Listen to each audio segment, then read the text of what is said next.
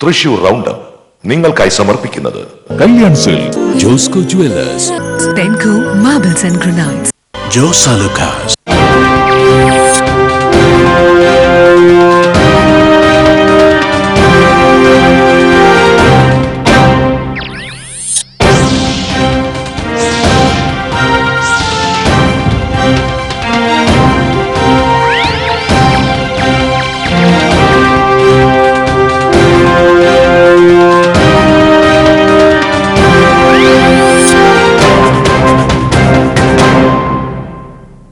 നമസ്കാരം. തൃശൂർ റൗണ്ടപ്പിലേക്ക് സ്വാഗതം. പ്രധാന വാർത്തകൾ നിങ്ങൾക്കായി സമർപ്പിക്കുന്നത് ചുങ്കത്ത് ജ്വല്ലറി, MG റോഡ്, രാമദാസ് തിയേറ്ററിന് സമീപം, തൃശൂർ.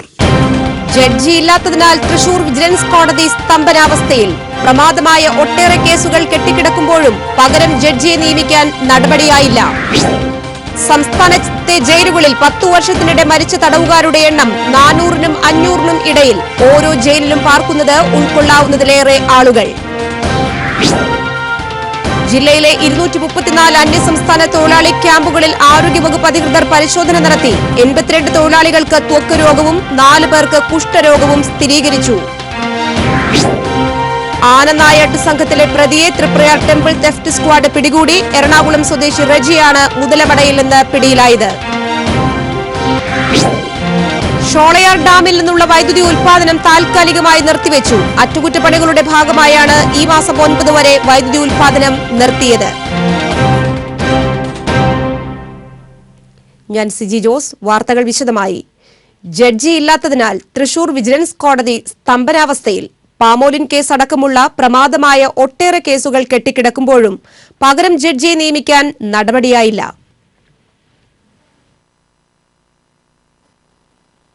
മെയ് 16-നാണ് തൃശൂർ വിജിലൻസ് കോടതി ജഡ്ജിയായിരുന്ന K Harilal Alappuzha principal sessions ജഡ്ജിയായി ഉദ്യോഗകയറ്റം കിട്ടിപ്പോയത്.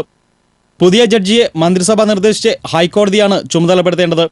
എന്നാൽ മന്ത്രിസഭ ശുപാർശ ചെയ്തയാളെ ഹൈക്കോടതി തള്ളുകയായിരുന്നു. വിജിലൻസ് ജഡ്ജിയാകാൻ മന്ത്രിസഭ നിർദ്ദേശിച്ചയാൾ അഴിമതി ആരോപണം നേരിടുന്നയാളാണെന്ന് ചൂണ്ടിക്കാട്ടി പകരം ആളെ നിർദ്ദേശിക്കണമെന്ന് ഹൈക്കോടതി ആവശ്യപ്പെടുകയായിരുന്നു. എന്നാൽ പുതിയ ആളെ നിർദ്ദേശിക്കാൻ സർക്കാർ കാലതാമസം വരുത്തുന്നതാണ് തൃശൂർ വിജിലൻസ് കോടതി നാഥനല്ലാതെ കിടക്കുന്നതിന്റെ കാരണമെന്നാണ് ആക്ഷേപം. ജഡ്ജി ഇല്ലാത്തതിനാൽ കോഴിക്കോട് വിജിലൻസ് കോടതിക്ക് തൃശൂർ കോടതിയിലെ കേസുകളുടെ അധിക ചുമതല നൽകിയിട്ടുണ്ട്. എന്നാൽ കേസുകളുടെ ആധിക്യം മൂലം തൃശൂർ കോടതിയിൽ നിലവിലുണ്ടായിരുന്ന കേസുകളുടെ തുടർ നടപടികൾ പാതി വഴിയിലായതായാണ് ആക്ഷേപം. ഏറെ വിവാദമായ palmolein case, Malabar cements case, Tomin തച്ചങ്കരിക്കെതിരായ അന്വേഷണം, ആരോഗ്യ സർവകലാശാല, കലാമണ്ഡലം എന്നിവിടങ്ങളിലെ അഴിമതി സംബന്ധിച്ച കേസുകൾ എന്നിങ്ങനെ തൃശൂർ വിജിലൻസ് കോടതിയുടെ പരിഗണനയിലിരുന്ന കേസുകൾ ഇതുമൂലം നിശ്ചലമായതായി കേരള മനുഷ്യാവകാശ സമിതി കൺവീനർ സുജോ ബി ജോസ് ആരോപിക്കുന്നു. ഇപ്പം നിലവിൽ വിജിലൻസ് കോടതി സ്തംഭിച്ച അവസ്ഥയിലാണ്. പാം ഓയിൽ കേസ്, നമ്മുടെ യൂണിവേഴ്സിറ്റിയിൽ നടന്നിട്ടുള്ള അഴിമതി കാര്യങ്ങൾ, കലാമണ്ഡലത്തിലെ അഴിമതി തുടങ്ങിയിട്ടുള്ള അഴിമതി സംബന്ധിച്ച് അന്വേഷണങ്ങൾ തുടരേണ്ട കോടതി വിചാരണയ്ക്ക് വെച്ച പല കേസുകളും മുടങ്ങിക്കിടക്കുകയാണ്. കേസുകൾ നീണ്ടുപോകരുതെന്ന് ഹൈക്കോടതി 2 ആഴ്ച മുമ്പ് പ്രഖ്യാപിച്ചിട്ടും കൂടി നമ്മുടെ വിജിലൻസ് കോടതിയിൽ പുതിയ ജഡ്ജിയെ വയ്ക്കുന്നതിൽ മന്ത്രിസഭയാണ് ഇതിൽ മെയിൻ കുറ്റക്കാരൻ.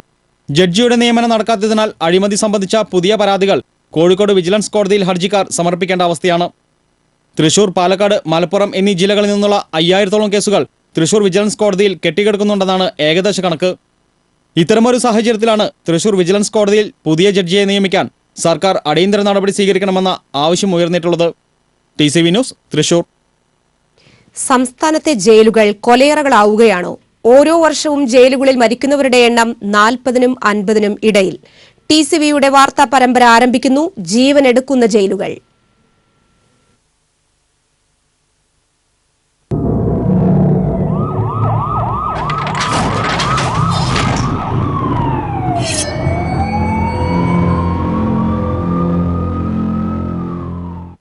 സംസ്ഥാനത്തെ ജയിലുകളിൽ 10 വർഷത്തിനിടെ മരിച്ച തടവുകാരുടെ എണ്ണം 400-നും 500-നും ഇടയിൽ. ഉൾക്കൊള്ളാവുന്നതിലേറെ ആളുകളെയാണ് ഓരോ ജയിലിലും പാർപ്പിച്ചിരിക്കുന്നത്. വിയൂർ സെൻട്രൽ ജയിലിൽ ഒരാഴ്ചക്കിടെ 2 പേർ അസുഖബാധിതരായി മരിച്ചത് 1 മാസം മുമ്പാണ്. ജോമേഷും അലിയും. ഇവരുടേത് വാർദ്ധക്യ മരണമായിരുന്നില്ല. ജോമേഷും അലിയും മരിച്ചത് ഒറ്റപ്പെട്ട സംഭവവുമല്ല. മതിയായ ചികിത്സ ലഭിക്കാതെ മരിക്കുന്നവർ, രോഗങ്ങളാൽ ദുരിതമനുഭവിക്കുമ്പോഴും ചികിത്സ ലഭിക്കാത്തവർ. ഓരോ വർഷവും 40-നും 50-നും ഇടയിൽ ആളുകളാണ് ജയിലുകളിൽ മരിക്കുന്നത്. സംസ്ഥാനത്ത് തടവറ അസ്വാതന്ത്ര്യത്തിന്റെ ചുവരുകൾക്കുമപ്പുറം ഭൂമിയിലെ നരകമായി മാറുകയാണ്. ഇതിൽ ജയിൽ ജീവനക്കാരെ പഴിച്ചിട്ട് കാര്യവുമില്ല. അനിഷ്ട സംഭവങ്ങളില്ലാതെ ഓരോ ദിവസവും കടന്നുപോകാനുള്ള പ്രാർത്ഥനയിലാണവർ. വിയൂർ ജയിലിൽ ഉൾക്കൊള്ളാവുന്ന പരമാവധി തടവുകാരുടെ എണ്ണം 550. ഇപ്പോഴുള്ളത് 800 പേരും. നിയമപ്രകാരം ഒരു തടവുകാരന് 40 അടി സ്ഥലം നൽകണം. പക്ഷേ തിങ്ങി നിറഞ്ഞ ജയിലിൽ ഇത് എങ്ങനെ നൽകാനാവും? ഇനി ജയിലിലുള്ള തടവുകാരുടെ കാര്യം. 11 പേർ എയ്ഡ്സ് ബാധിതർ, 9 പേർ ക്ഷയരോഗികൾ, മറ്റു രോഗികൾ വേറെ. എറണാകുളം, ഇടുക്കി, കോട്ടയം ജില്ലകളിൽ ശിക്ഷ വിധിക്കപ്പെട്ട തടവുകാരെ വിയൂരിലേക്ക് കൊണ്ടുവരാനാണ് അധികാരികൾക്ക് താല്പര്യം. കാരണം മുളകുന്നത്തുകാവ് മെഡിക്കൽ കോളേജ് അടുത്തുണ്ടല്ലോ. വിയൂർ സെൻട്രൽ ജയിലിലും ആശുപത്രിയുണ്ട്. പക്ഷേ ഇതുകൊണ്ടൊക്കെ എന്ത് കാര്യം? മതിയായ ചികിത്സ ലഭ്യമായാലേ ആശുപത്രി കൊണ്ട് കാര്യമുള്ളൂ. ഇത് ഉള്ളതും ഇല്ലാത്തതും കണക്കാണ്.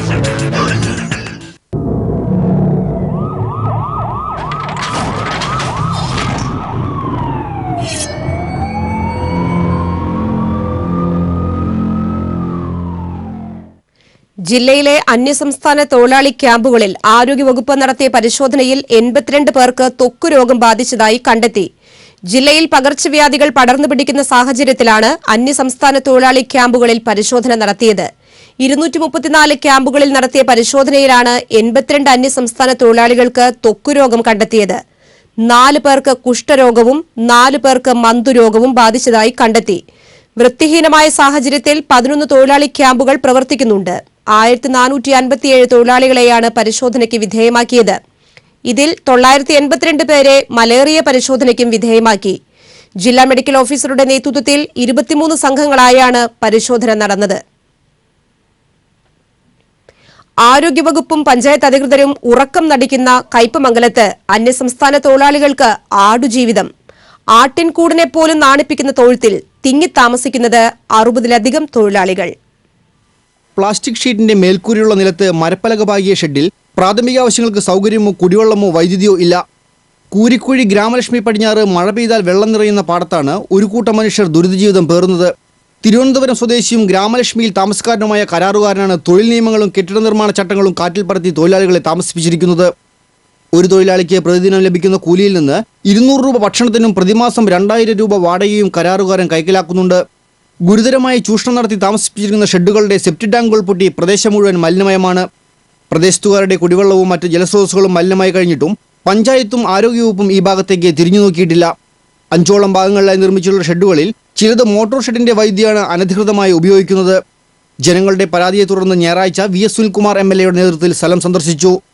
തൊഴിൽ ആരോഗ്യവകുപ്പ് അധികൃതരോട് അടിയന്തരമായി ക്യാമ്പുകൾ അടച്ചുപൂട്ടാൻ നിർദ്ദേശം നൽകിയതായി MLA അറിയിച്ചു.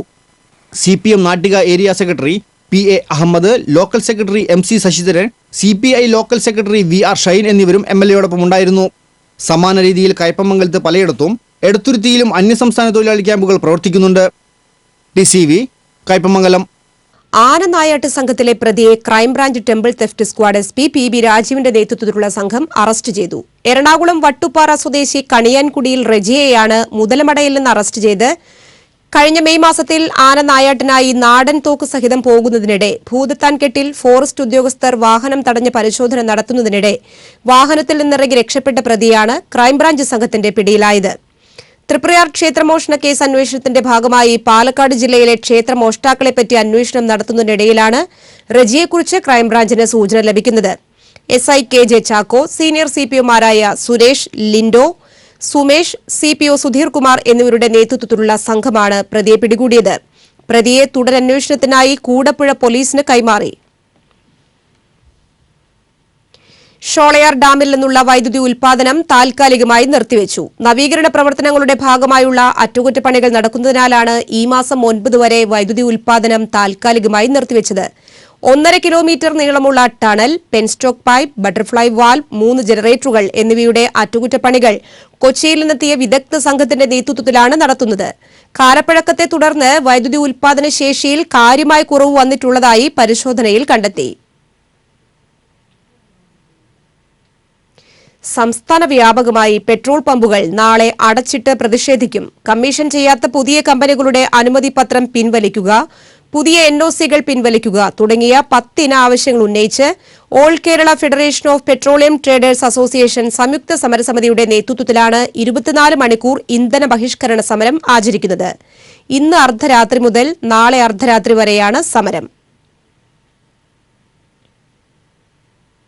പശ്ചിമഘട്ടത്തിൽ ഇടതൂർന്ന നിത്യഹരിത വനങ്ങളിൽ വളരെ അപൂർവമായി മാത്രം കണ്ടുവരുന്ന വെള്ളഗിലിന്റെയും മരമഞ്ഞളിന്റെയും തൈകൾ വൻതോതിൽ ഉൽപ്പാദിപ്പിച്ച് ശ്രദ്ധേയമായ നേട്ടം കൈവരിച്ചിരിക്കുകയാണ് പീച്ചിയിലെ കേരള ഫോറസ്റ്റ് റിസർച്ച് ഇൻസ്റ്റിറ്റ്യൂട്ടിലെ സിൽവികൾച്ചർ ശാസ്ത്രജ്ഞനായ ഡോക്ടർ സുജനപാൽ. ഡൈസൈലം മലബാറിക്കസ് എന്ന ശാസ്ത്രീയ നാമത്തിൽ അറിയപ്പെടുന്ന വെള്ളഗിൽ 30 മുതൽ 40 മീറ്റർ വരെ ഉയരത്തിൽ വളരുന്ന ഔഷധമരമാണ്. ചന്ദനമരത്തിന് പകരമായി ഉപയോഗിക്കുന്ന വെള്ളഗിൽ ആയുർവേദത്തിലും മറ്റു മരുന്നുകൾക്കും കരകൗശല വസ്തുക്കളുടെ നിർമ്മാണത്തിനും ഉപയോഗിക്കുന്നുണ്ട്. ബ്രിട്ടീഷുകാർ ഇന്ത്യൻ വനാന്തരങ്ങളിൽ നിന്ന് വ്യാപകമായി കടത്തിയിരുന്ന ഒരു മരമാണിത്. വനം വകുപ്പിന്റെ സഹകരണത്തോടെ നീരിയമംഗലം, പമ്പ തുടങ്ങിയ സ്ഥലങ്ങളിൽ നിന്ന് പാകമായ കായകൾ ശേഖരിച്ച് പ്രത്യേക കാലാവസ്ഥ സൃഷ്ടിച്ചാണ് ഇവ വളർത്തുന്നത്. താഴെ വീഴാതെ കായകൾ മരത്തിൽ നിന്ന് തന്നെ ശേഖരിച്ച് ഇവിടെ കൊണ്ടുവന്ന് പൊട്ടിച്ച ശേഷം അകത്തുള്ള കുരുവിന്റെ പുറംകവർ നീക്കിയ ശേഷം ശാസ്ത്രീയമായാണ് തൈ കിളിർപ്പിക്കുന്നത്. അതുകൊണ്ട് തന്നെ 95% തൈകളും കിളിർക്കുന്നുണ്ടെന്ന് ഡോക്ടർ സുജനപാൽ പറയുന്നു. ചുവട്ടിൽ വീണ കായകൾ ശേഖരിച്ചാൽ ഫംഗസ് ബാധ മൂലം 10% മാത്രമാണ് കിളിർക്കുന്നത്. ഇവിടെ ഇപ്പോൾ ഏകദേശം 50,000-ഓളം വെള്ളഗിൽ തൈകൾ നടാൻ പാകമായിട്ടുണ്ട്. ഇതിൽ 10,000-ൽ പരം തൈകൾ വാഴച്ചാൽ ഫോറസ്റ്റ് ഡിവിഷനിലെ നിത്യഹരിത മേഖലയിൽ നട്ടുകഴിഞ്ഞു. ഇവർ ഓരോ വർഷവും നട്ട തൈകൾ നിരീക്ഷിക്കുകയും ചെയ്യും. കേരളത്തിൽ 100-ൽ താഴെ മാത്രം പാകമായ കോസിന ഫെനിസ്ട്രേഷൻ എന്ന ശാസ്ത്രീയ നാമത്തിൽ അറിയപ്പെടുന്ന 600-ൽ പരം മരമഞ്ഞൾ തൈകളും ഇവിടെ തയ്യാറായി വരുന്നു. ആയുർവേദ ഔഷധ നിർമ്മാണത്തിനും അലോപ്പതിക്കും ധാരാളമായി ഉപയോഗിക്കുന്ന ഇവ അടുത്ത വർഷത്തേക്ക് മാത്രമേ നടാനാകൂ. പ്രായപൂർത്തിയായാൽ മാത്രമേ ഇവയിൽ ആണിനെയും പെണ്ണിനെയും തിരിച്ചറിയാനാകൂ എന്നതാണ് ഇതിനു കാരണം.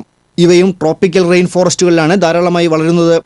നമ്മുടെ വനാന്തരങ്ങളിൽ സുലഭമായിരുന്ന ഈ സസ്യജാലങ്ങൾ ഇന്ന് വംശനാശ ഭീഷണിയിലാണെന്നും ഭാവി തലമുറയ്ക്ക് വേണ്ടിയാണ് ഇത്തരമൊരു പദ്ധതി ഏറ്റെടുത്ത് നടത്തുന്നതെന്നും ഡോക്ടർ സുജനപാൽ പറയുന്നു. ഒരു കാലത്ത് ബ്രിട്ടീഷേഴ്സ് ഇവിടെ നിന്ന് ധാരാളം കടത്തിക്കൊണ്ടുപോയ ഒരു വളരെ മനോഹരവും ദൃഢതയേറിയതുമായ ഒരു വലിയ വൃക്ഷമാണ് ഈ വെള്ളഗിൽ. ആയുർവേദത്തിലും മറ്റുള്ള മെഡിക്കൽ സിസ്റ്റത്തിലും അതിലുപരി ഹാൻഡിക്രാഫ്റ്റ്സിലൊക്കെ വെള്ളഗിൽ ധാരാളമായി ഉപയോഗിക്കുന്നുണ്ട്. ഇന്ന് നമ്മുടെ കാടുകളിൽ ഇതിനെ നമുക്ക് കാണാൻ വളരെ കുറച്ചേ കാണാൻ കഴിയുള്ളൂ. നമ്മുടെ കാടുകളിൽ ഇന്ന് ഏകദേശം ഏറ്റവും പുതിയ കണക്ക് പ്രകാരം 100-ൽ താഴെ മച്വർ ക്ലൈംബേഴ്സ്, മച്വർ ചെടികൾ മാത്രമേ നമുക്ക് കാണാൻ സാധിക്കുള്ളൂ. അതിലും ഫീമെയിൽസ്, പെൺചെടികൾ വളരെ കുറവാണ്. അപ്പോൾ ഇതിൻ്റെ തൈകൾ കൂടുതലായി ഉൽപ്പാദിപ്പിച്ച് ഇതും നമ്മൾ കാടുകളിലേക്ക് കൊണ്ട് നടുവാനാണ് ഈ പദ്ധതി പ്രകാരം പ്ലാൻ ചെയ്തിരിക്കുന്നത്. ഇത്തരം തൈകൾ സ്വാഭാവിക ആവാസ വ്യവസ്ഥകളിൽ തന്നെ നടണമെന്നും മറ്റു വനമേഖലയിൽ കൊണ്ടുപോയി പരിചയപ്പെടുത്തുന്നത് ശരിയല്ലെന്നുമാണ് ഈ ശാസ്ത്രജ്ഞന്റെ ഭാഷ്യം. അതുകൊണ്ട് തന്നെയാണ് പീച്ചിയിലെ കേരള വനഗവേഷണ കേന്ദ്രം ഔഷധസസ്യ ബോർഡിന്റെയും വനവകുപ്പിന്റെയും സഹകരണത്തോടെ പശ്ചിമഘട്ടത്തിലെ ട്രോപ്പിക്കൽ ഫോറസ്റ്റുകളിലെ ആവാസ വ്യവസ്ഥയിലേക്ക് ഈ ഔഷധസസ്യങ്ങളെ പുനരുജ്ജീവിപ്പിക്കുന്ന ബൃഹത് പദ്ധതിക്ക് തുടക്കം കുറിച്ചിരിക്കുന്നത്. TCV തൃശൂർ. ദൈനംദിന ജീവിതവുമായി ബന്ധപ്പെട്ട മേഖലകളിൽ അധികാര വികേന്ദ്രീകരണത്തിന് സുപ്രധാനമായ പങ്കാണ് ഉള്ളതെന്ന് ഡോക്ടർ തോമസ് ഐസക് MLA പറഞ്ഞു. AKG ഗവേഷണ കേന്ദ്രം സംഘടിപ്പിച്ച 4ാമത് അന്താരാഷ്ട്ര കേരള പഠന കോൺഗ്രസിന്റെ ഭാഗമായുള്ള ജനാധിപത്യ അധികാര വികേന്ദ്രീകരണം സെമിനാറിന്റെ സമാപന സമ്മേളനത്തിൽ സംസാരിക്കുകയായിരുന്നു അദ്ദേഹം. വികേന്ദ്രീകരണ പ്രവർത്തനങ്ങളിലൂടെ പൌരബോധവും രാഷ്ട്രീയ ബോധവും ശക്തിപ്പെടുത്തുമെന്നും ചർച്ചയിൽ അവതരിപ്പിച്ച കാര്യങ്ങൾ ഗൌരവമായി പരിഗണിക്കണമെന്നും അദ്ദേഹം പറഞ്ഞു. Professor C. രവീന്ദ്രനാഥ് MLA, ഗ്രാമപഞ്ചായത്ത് association president TP Mathew, NR ബാലൻ തുടങ്ങിയവരും സംസാരിച്ചു. കത്തിവീശി ഭീകര അന്തരീക്ഷം സൃഷ്ടിച്ച് യുവാവിനെ പരിക്കേൽപ്പിച്ച 3-അംഗ ഗുണ്ടാ സംഘത്തെ നാട്ടുകാർ പിടികൂടി പോലീസിലേൽപ്പിച്ചു. ദുർഗാപ്രസാദിനെ വധിച്ച കേസിലെ 2ാം പ്രതിയായ ഗുണ്ടാ തലവൻ അരിമ്പൂർ 4-ാംകല്ല് സ്വദേശി തച്ചിൽ വീട്ടിൽ കുട്ടി പ്രിൻസ്, പറവട്ടാനി സ്വദേശികളായ വെള്ളറ വീട്ടിൽ ഋഷികേഷ്, വൈക്കാടൻ വീട്ടിൽ ബിജു എന്നിവരെയാണ് നാട്ടുകാർ തടഞ്ഞുവച്ച് അന്തിക്കാട് പോലീസിൽ ഏൽപ്പിച്ചത്. 3 കോടതി റിമാൻഡ് ചെയ്തു. കഴിഞ്ഞ ദിവസം രാത്രിയിലായിരുന്നു സംഭവം. ഗുണ്ടകളുടെ ആക്രമണത്തിൽ പരിക്കേറ്റ അരിമ്പൂർ സ്വദേശി മനോജിനെ കുറുക്കഞ്ചേരി എലൈറ്റ് ആശുപത്രിയിൽ പ്രവേശിപ്പിച്ചു. കുട്ടി പ്രിൻസിന്റെ പേരിൽ അന്തിക്കാട്, പുതുക്കാട്, തൃശൂർ വെസ്റ്റ് സ്റ്റേഷനുകളിലായി 14 കേസുകളുണ്ടെന്ന് പോലീസ് പറഞ്ഞു. അരിമ്പൂർ 4-ാംകല്ലിൽ ഗുണ്ടകൾ സംഘം ചേർന്ന് ആക്രമണം നടത്തുന്നുണ്ടെന്ന വിവരമറിഞ്ഞ് Anthikad SI Tony, ASI Vincent എന്നിവർ സ്ഥലത്തെത്തുന്നതിനു മുൻപേ നാട്ടുകാർ പ്രതികളെ തടഞ്ഞുവച്ചിരുന്നു. കേരള കോഓപ്പറേറ്റീവ് എംപ്ലോയീസ് ഫ്രണ്ട് സംസ്ഥാന സമ്മേളനം തൃശൂരിൽ നടന്നു. സഹകരണ വകുപ്പ് മന്ത്രി CN ബാലകൃഷ്ണൻ ഉദ്ഘാടനം ചെയ്തു. സംസ്ഥാന പ്രസിഡന്റ് TV മണിയപ്പൻ അധ്യക്ഷത വഹിച്ചു. MLA-മാരായ തേറമ്പിൽ രാമകൃഷ്ണൻ, MP വിൻസെന്റ്, സഹകരണ വികസന ക്ഷേമനിധി board vice chairman EK Divakaran, Kerala സഹകരണ guarantee board vice chairman CN Govindankutty, Joseph Poomala, Charles Antony എന്നിവർ സംസാരിച്ചു. ഇനി കാഴ്ചവട്ടം.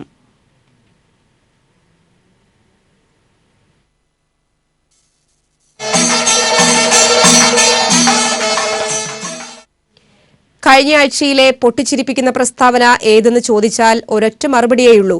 ഓണപരീക്ഷ വൈകുന്നതിന് ഒരേയൊരു കാരണം ഓണം നേരത്തെ വന്നതുകൊണ്ടാണെന്ന വിദ്യാഭ്യാസ മന്ത്രി PK അബ്ദുൾ റബ്ബിന്റെ പ്രസ്താവന.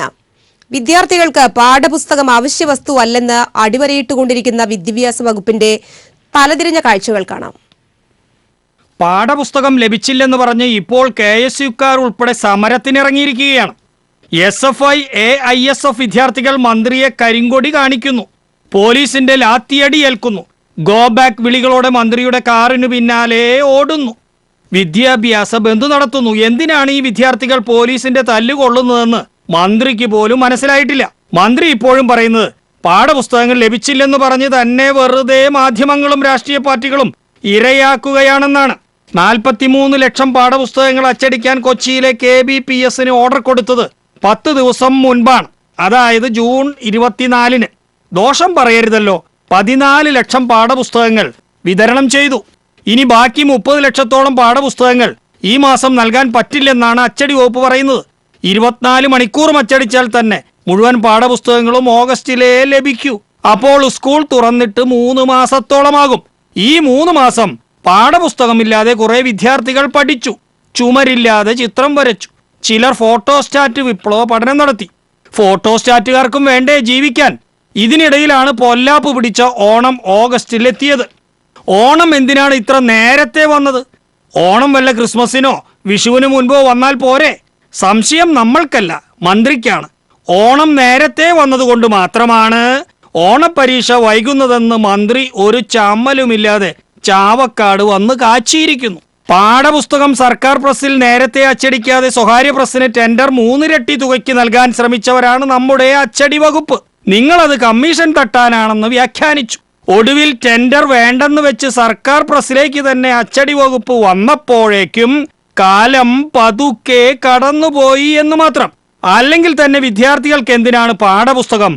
എല്ലാവർക്കും ഫുൾ പാസ് കൊടുത്ത് ജയിപ്പിച്ച് വിദ്യാഭ്യാസ വകുപ്പ് കാരുണ്യം കാണിക്കുന്നത് ആർക്കാണ് അറിയാത്തത്? കോഴിക്കോട് സൗജന്യമായി സുലൈമാനി നൽകുന്നത് പോലെയാണ് ഇപ്പോൾ SSLC വരെ ഫുൾ പാസ്സാക്കി വിടുന്നത്. പഠിച്ചെഴുതിയിട്ടാണോ ഇവരൊക്കെ ഫുൾ പാസ് സുലൈമാനി അടിച്ചെടുക്കുന്നത്? കാണാപാഠം കടലിൽ കളയാം, കണ്ടും കേട്ടും പഠിക്കാം എന്ന് വിദ്യാർത്ഥികളെ കൊണ്ട് പ്രവേശനോത്സവത്തിൽ പാടിപ്പിച്ചത് വെറുതെയാണോ? ഇതൊക്കെ അറിയാത്ത വിദ്യാർത്ഥികൾ എന്തിനാണ് മന്ത്രിയെ കരിങ്കൊടി കാണിക്കുന്നത്? വെറുതെ എന്തിനാണ് അടികൊള്ളുന്നത്? സത്യം പറയുന്ന മന്ത്രിക്ക് പാഠപുസ്തകമൊന്നും ഇന്നത്തെ വിദ്യാഭ്യാസ രീതിക്ക് ആവശ്യമില്ലെന്ന് പറയുന്ന മന്ത്രിക്ക് നിങ്ങൾ കരിങ്കൊടിയല്ല നൽകേണ്ടത്, പൂച്ചെണ്ടാണ്. അനുബന്ധം സീസറിനുള്ളത് സീസറിനും ദൈവത്തിനുള്ളത് ദൈവത്തിനും എന്ന രീതിയിലാണ് വിദ്യാഭ്യാസ വകുപ്പിന്റെ പ്രവർത്തനങ്ങളെന്ന് മന്ത്രി അബ്ദുൾ റബ്ബ് ചാവക്കാട് മാധ്യമപ്രവർത്തകരോട് പറഞ്ഞത് കേട്ടില്ലേ? സത്യം എല്ലാവർക്കും കിട്ടുന്നുണ്ട്. സ്വകാര്യ പ്രസ്സുകാർക്ക്, ഗൈഡ് വിൽപ്പനക്കാർക്ക്, ഫോട്ടോസ്റ്റാറ്റുകാർക്ക്, അധ്യാപക നിയമത്തിന് ലക്ഷം സ്കൂൾ അനുവദിക്കാൻ പോരട്ടെ പോരട്ടെ. എന്തൊരു മഹാനുഭാവലു. ശുഭം.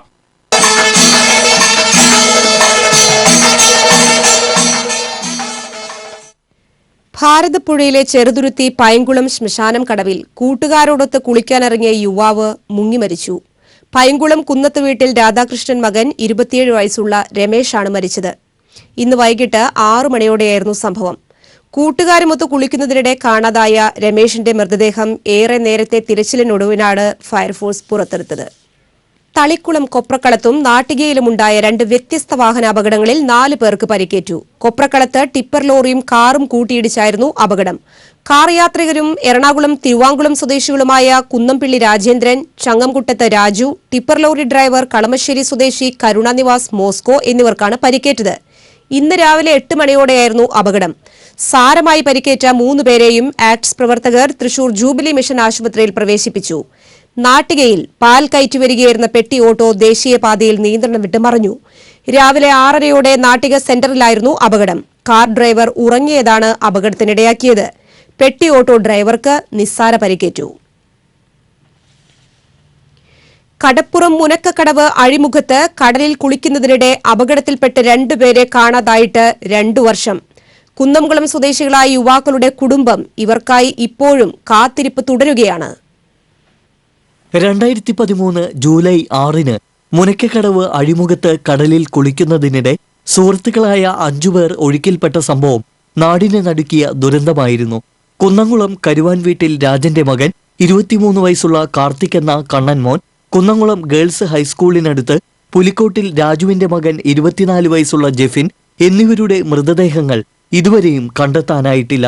ഇവരുടെ കുടുംബം ഇപ്പോഴും കാത്തിരിപ്പ് തുടരുകയാണ്.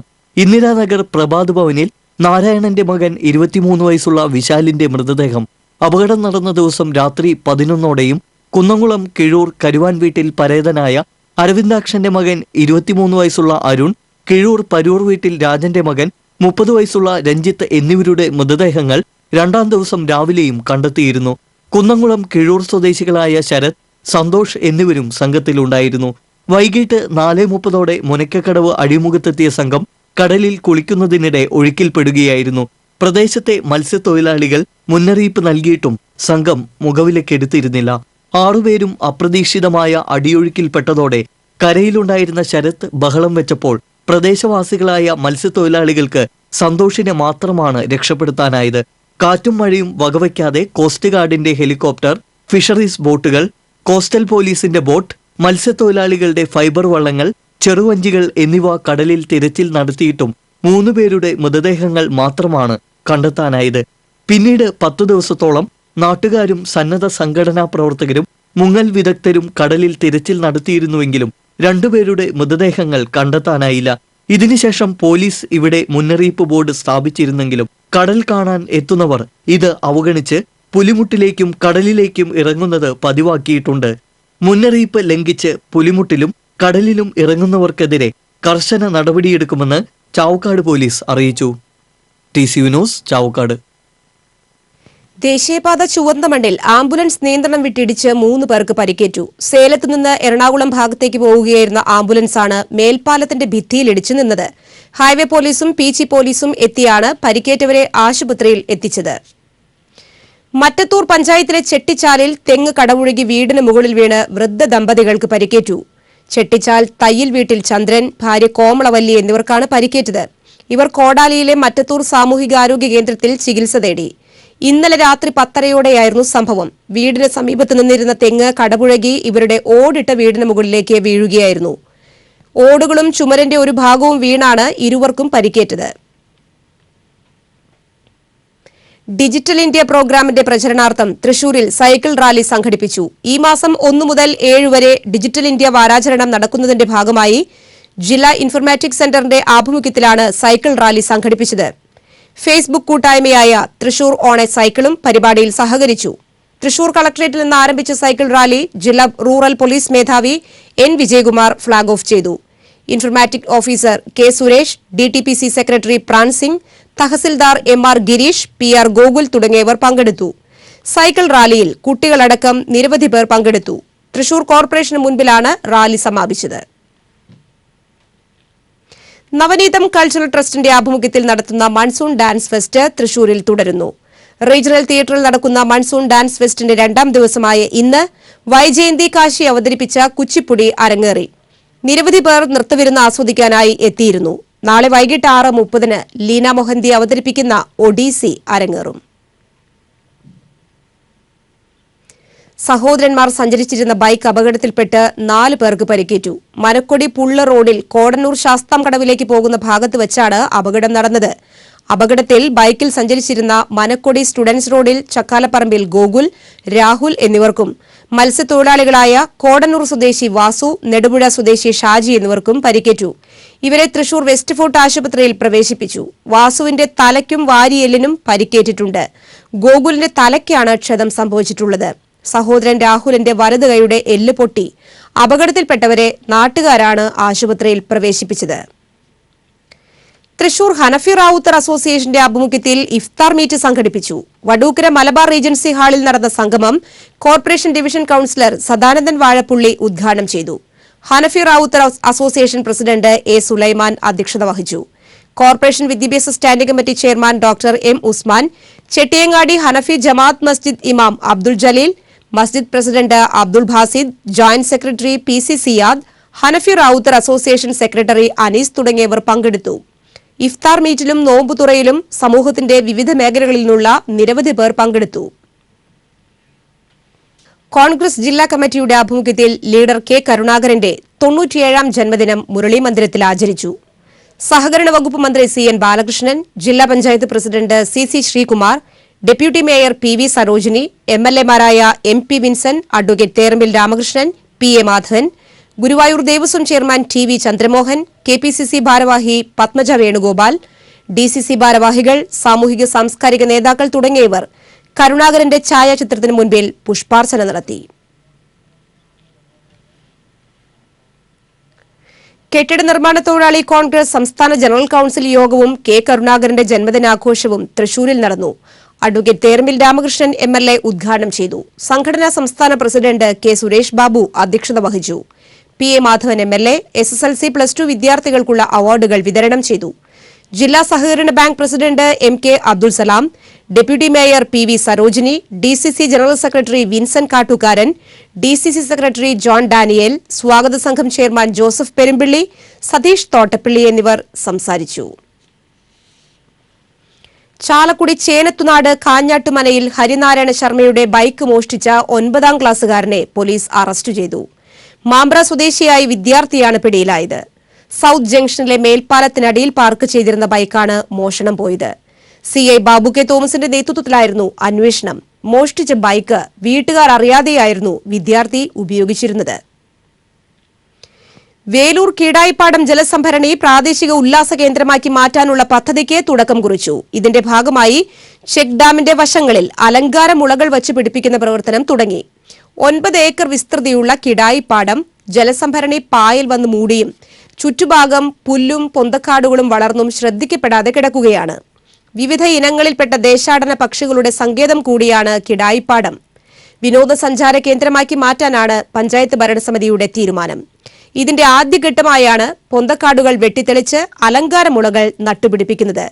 ദേശീയ തൊഴിലുറപ്പ് തൊഴിലാളികളുടെ സഹകരണത്തോടെ നടത്തുന്ന പ്രവർത്തനങ്ങളുടെ ഉദ്ഘാടനം പഞ്ചായത്ത് പ്രസിഡന്റ് ഗീത ബാലകൃഷ്ണൻ നിർവഹിച്ചു. Vice president LC Ouseph, panchayat അംഗം PP രാമചന്ദ്രൻ തുടങ്ങിയവർ പങ്കെടുത്തു. ധനലക്ഷ്മി ബാങ്ക് ജീവനക്കാരുടെ സമരപ്പന്തലിൽ CPM കേന്ദ്ര കമ്മിറ്റി അംഗം തോമസ് ഐസക് സന്ദർശിച്ചു. തൃശൂർ തെക്കേ ഗോപുരനടയിൽ ധനലക്ഷ്മി ജീവനക്കാർ നിരാഹാര സമരം നടത്തുന്ന പന്തലിലാണ് തോമസ് ഐസക് എത്തിയത്. പിരിച്ചുവിട്ട ജീവനക്കാരനെ തിരിച്ചെടുക്കുക, ബാങ്കിലെ അഴിമതി പുറത്തുകൊണ്ടുവരിക എന്നീ ആവശ്യങ്ങൾ ഉന്നയിച്ചാണ് നിരാഹാര സമരം നടത്തുന്നത്. മാള വലിയ പറമ്പിലെ പട്ടികജാതി കൈത്തറി നെയ്ത്ത് സഹകരണ സംഘം അടച്ചുപൂട്ടിയിട്ട് 23 വർഷം പിന്നിടുന്നു. ആൽമരങ്ങൾ വളർന്നിട്ടുള്ള കെട്ടിടം ജീർണിച്ച് തകർന്നു വീഴാവുന്ന അവസ്ഥയിലായി.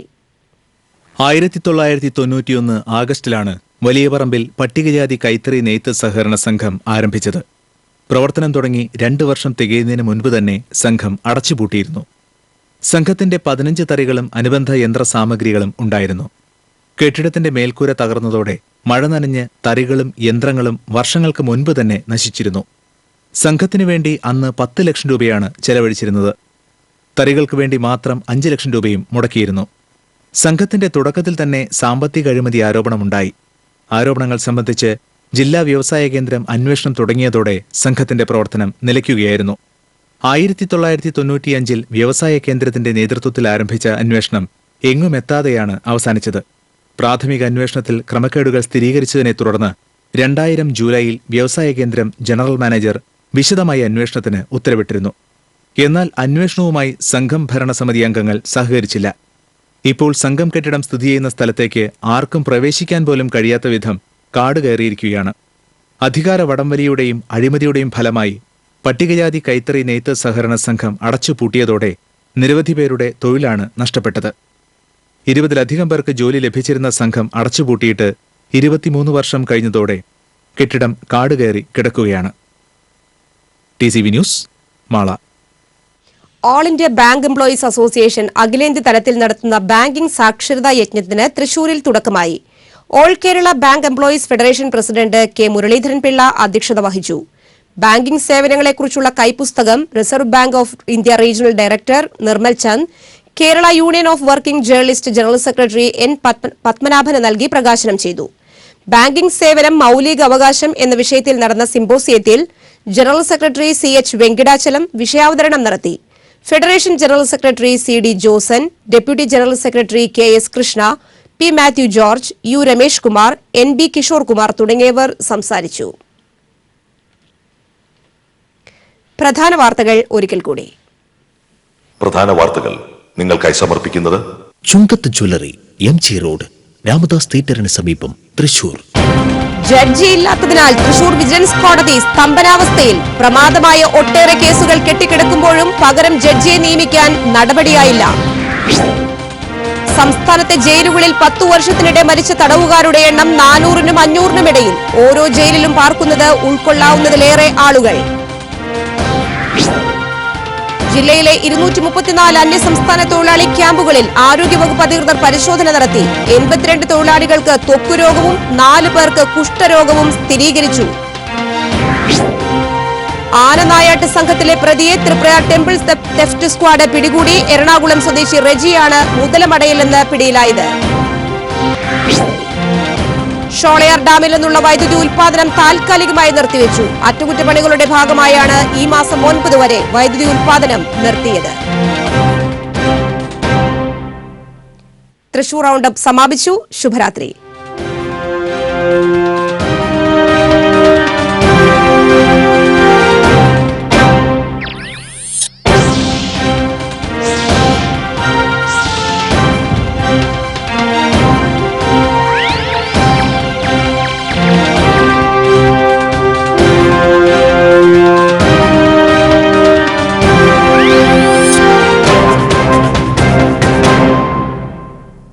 തൃശൂർ റൗണ്ട് അപ്പ് നിങ്ങൾക്കായി സമർപ്പിച്ചത് Kalyan silk, Josco jewellers, Penco Marbles and Granites.